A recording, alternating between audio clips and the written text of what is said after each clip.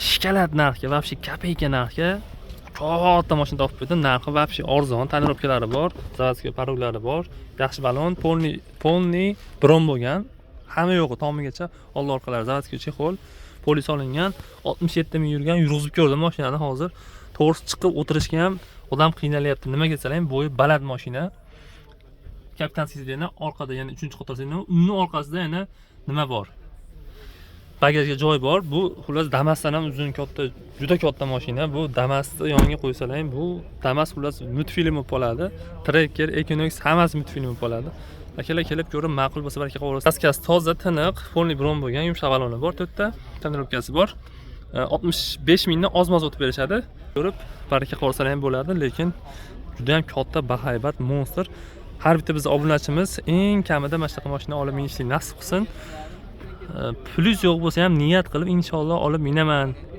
Dadamga olib mindirib qo'yaman deb kommentar fikringizni yozib keting.